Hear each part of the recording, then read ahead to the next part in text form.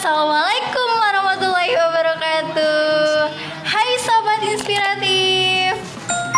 Nih kali ini kita di acara Terminal Teman Rumpi Anak Milenial. Sekarang nih gue lagi sama kenalin dulu. Gue Via dan samping gue ada Teh. Siapa ya? Siapa? Dan gue Dahlia. Teh Dahlia. Nih, gue berdua nih sama Teh Dahlia. Kita mau ngebahas apa sih, Teh? Kita mau ngebahas mengupas buku tentang Thank You Problem. Thank you problem. Apa sih isinya? Poin utamanya kita akan membahas mengenai membaca Al-Quran itu mampu melahirkan inspirasi. Wah, inspirasi nih guys. Apa sih Teh? Di dalam Al-Quran itu kan melahirkan inspirasi. Ada inspirasi apa aja sih Teh? Ya, jadi memang ketika kita membaca ketika kita sering membaca Al-Quran, ya, membaca Al-Quran itu memang bukan hanya sebagai ritual ibadah kita saja gitu ya. Semata-mata kita bukan hanya untuk sekedar membaca, tapi kita mampu memaknai, mampu memahami kandungan Al-Quran itu begitu, sehingga ketika kita sudah membaca Al-Quran itu akan lahirlah inspirasi yang akan muncul dalam diri kita begitu. Oh, berarti banyak inspirasi, di dalam Al-Quran ya. Di dalam Al-Quran kan ada arti terjemahan gitu ya Teh. Di situ udah dijelaskan banyak manfaatnya yang menginspirasi kita. Betul gitu. sekali. Jadi memang ketika kita membaca Al-Quran itu, ya kita bukan hanya sekedar untuk membaca saja ya, tapi kita harus mampu memahami begitu, memahami apa itu terjemahnya, seperti apa begitu. Kemudian kandungan ayat-ayat Qur'annya itu seperti apa begitu, sehingga ya memang nanti akan melahirkan inspirasi itu bagi kita. Begitu banyak inspirasinya.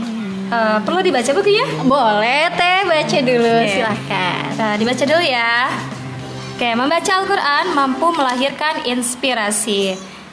Jadi Al-Quran adalah sumber atau pegangan bagi umat manusia yang meyakini bahwasanya Allah Subhanahu wa Ta'ala sebagai Tuhan dan juga Nabi Muhammad SAW sebagai utusannya.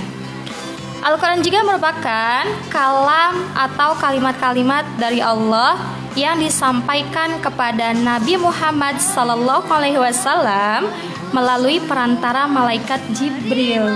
Malaikat Jibril. Ya.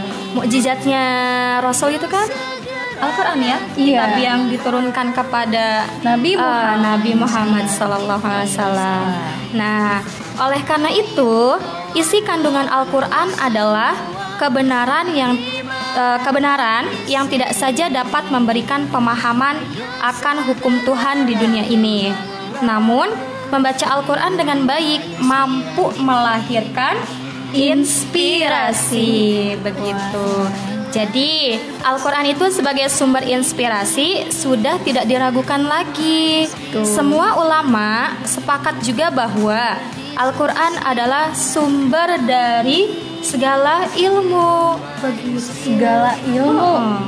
Berarti tuh ilmu ada di Al-Quran semua ya Teh? Iya, karena sumber utamanya memang dari Al-Quran. Baik itu ilmu ilmu kedokteran begitu. Kemudian juga ilmu sains. Ilmu apa lagi Teh? Kesehatan dan kedokteran ya maksudnya. Kesehatan kedokteran tadi sudah ya. Kemudian tentang apa ya? Masih banyak lagi deh. Pokoknya segala ilmu ya yang kita sudah pelajari itu, baik yang umumnya begitu kan, ataupun yang agamanya, itu semuanya adalah bersumber dari Al-Quran. Begitu. Wah, banyak sekali ya. Banyak sekali, luar biasa ya. Lanjut Teh. Lanjut. Semua ulama sepakat bahwa Al-Quran adalah sumber dari segala ilmu. Jika digali dengan baik, Al-Quran layaknya sumber mata air yang tak ada habis-habisnya. Berjilid-jilid kitab ditulis serta beribu halaman buku ditulis untuk menafsirkan isi kandungan Al-Quran. Serasa masih ada bagian yang belum terungkap dari isi kandungannya. Sebagai kalimat-kalimat Tuhan, Al-Quran turun kepada manusia, yakni Nabi Muhammad SAW dalam kurun waktu kurang lebih berapa teh? Kurang lebih 22 Ya, tahun. kurang lebih 22 tahun. Iya. Kalam Tuhan yang suci turun kepada manusia suci. Maka tidak mengherankan jika orang yang membaca Al-Quran serta mengamalkannya akan mendapat pengaruh dari kesuciannya itu. Pengaruh. Soal pengaruh nih ya Teh. Iya. Pengaruh apa sih Teh? Ya, jadi memang ketika kita sudah membaca Al-Quran, apalagi kita sampai mengamalkan isi kandungan Al-Quran itu, maka akan mendapat pengaruh dari kesucian itu. Pengaruhnya tentunya pengaruh yang baik ya bagi kita. Iya, gitu. tentu dong, pastinya yang baik. Pastinya seperti itu ya, yang baik masa ya yang buruk. Iya. Jadi memang benar sekali ketika membaca pengalaman pribadi juga gitu ya. Ketika memang diri kita selaku manusia ketika mengalami suatu permasalahan, problem nih ya, ketika mengalami permasalahan, kita itu tidak usah lari dari masalah itu begitu. Tapi kita harus selalu mendekatkan diri kepada Allah dan juga tentunya membaca Al-Quran itu. Sehingga ketika kita sudah membaca Al-Quran itu, maka apa sih pengaruh positifnya yang akan datang pada diri kita? Ya bisa jadi itu kita akan mendapatkan ketenangan, ya kan? Bisa dapat ketenangan, bener. Pengalaman gak sih? Pengalaman dong Teh, baca Al-Quran kan tenang, adem gitu. Adem, terus serasa masalah itu ya ambiar lah gitu ya, hilang begitu saja. Hilang gitu. sekejap ya. Hilang sekejap begitu. Lanjut Teh. Al-Quran juga sering disebut-sebut mengandung ayat-ayat atau tanda-tanda keberadaan Allah dalam bentuk kalam atau kalimat atau juga firman-Nya. Adapun tanda-tanda atau bukti kebenaran Allah yang lain adalah semesta alam ini. Wah, semesta alam ini. Semesta alam ini. Contohnya Teh? Apa ya? Ayolah. Ya kan adanya adanya gunung gitu. Kemudian juga adanya langit, bumi, begitu ya. Itu adalah bukti-bukti dari tanda-tanda kekuasaan Allah. Iya, semesta alam ini adalah bukti-bukti dari kekuasaan Allah. Begitu ya. Tidak hanya Al-Quran yang Allah turunkan kepada Nabi Muhammad gitu ya, yang mampu menyelesaikan permasalahan kita gitu, membuat diri kita itu tenang begitu. Dengan membaca Al-Quran, apalagi kita sampai mengamalkannya. Kedua, tanda ini seharusnya benar-benar menjadi tanda yang kita pahami agar kita senantiasa merasa bahwa Tuhan itu berada bersama kita. Teh. Aduh ya Allah. Gimana itu? Masya Allah. Luar biasa sekali nih. Membaca dan memahami Al-Quran akan mendekatkan diri kita pada Tuhan. Demikian pula, membaca dan memahami alam semesta akan mendekatkan diri kita kepadanya. Begitu. Kedua ayat ini harus kita yakini sebagai tanda untuk kita agar mampu mengenal Tuhan kita. Tidak bisa terpisahkan satu sama lain. Belajar dari kenyataan alam saja tidak cukup untuk mengetahui siapa sang pencipta alam yang sesungguhnya. Demikian juga, jika kita hanya membaca ayat-ayat Al-Quran saja tanpa mentafakuri alam semesta ini, pengetahuan kita akan pincang. Begitu ya. Mentafakuri. Apa sih Teh mentafakuri? Membaca ayat-ayat Al-Quran saja tanpa mentafakuri alam semesta ini. Tafakur, mendekatkan diri, berpikir begitu berpikir kali ya. Berpikir. Tanpa berpikir, kita akan mengenai alam semesta ini gitu ya. pengetahuan kita akan pincang. Oh. Begitu. Berarti Jadi, kita nggak berpikir pengetahuannya nggak seimbang kali ya Teh. seimbang gitu, iya, nggak apa ya, nggak jalan lurus gitu, Iya. masih lika-liku. masih ngambang lika-liku. Oke, lanjut Teh. Karena memang dalam Al-Quran sendiri itu banyak anjuran-anjuran Tuhan yang menyuruh kita untuk belajar dari semesta alam ini. Berarti belajar dengan semesta. Dengan belajar apa namanya, dalam Al-Quran sendiri itu banyak anjuran, banyak perintah Tuhan yang menyuruh kepada kita umat manusia untuk belajar dari semesta alam, begitu.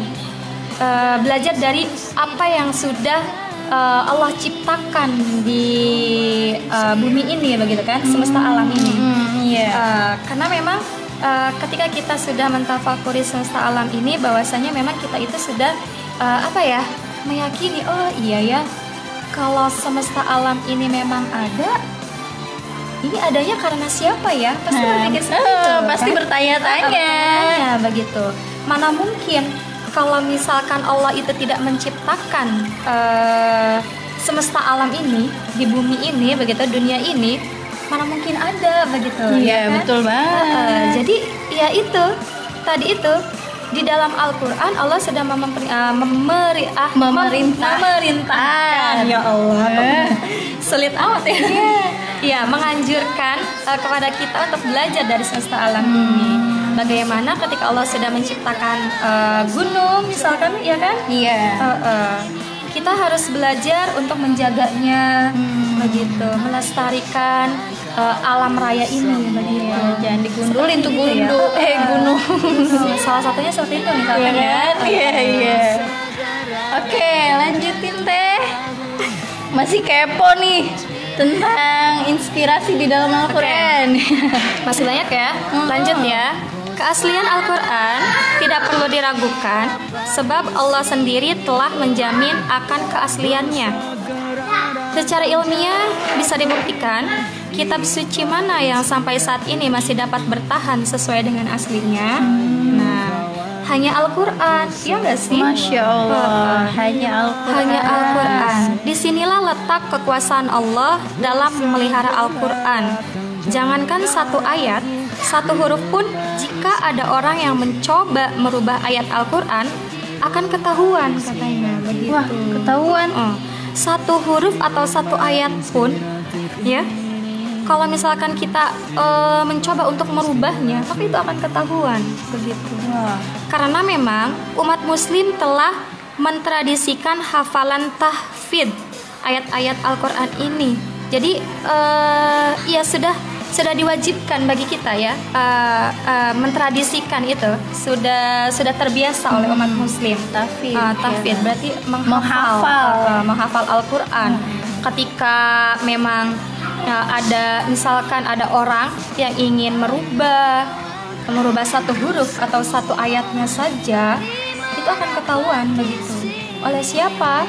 Ya oleh umat muslim yang lainnya, begitu ya, yang mereka dominannya sudah mampu untuk menghafal Al-Quran, begitu. Lanjut Lanjut. Wih. Dalam Islam, membaca Al-Quran menjadi bagian dari ibadah yang dianjurkan. Jika seorang muslim mampu secara rutin membaca Al-Quran setiap harinya, maka kehidupannya akan tenang dan juga tentram. Kalau umat muslim mampu secara rutin untuk membaca Al-Quran, maka kehidupan umat muslim itu akan menjadi tenang, menjadi tentram. Berarti kalau mau hidup tentram, tenang, harus rajin-rajin baca Al-Quran nih. Jangan bacanya apa nih? Novel, komik, ya. Baca SMS kali ya. Baca WA aja. Iya, Teh. Lanjut. Itu baru membacanya saja ya. Membacanya saja sudah membuat tenang dan juga tentram. Apalagi jika kita rutin mengkaji serta membahas kedalaman makna dari ayat-ayat Al-Quran tersebut. Maknanya. Jadi Ya tadi, ketika kita secara rutin membaca Al-Qur'annya saja sudah menjadikan diri kita tenang, tentram hidupnya. Apalagi paham maknanya fisiknya, gitu ya.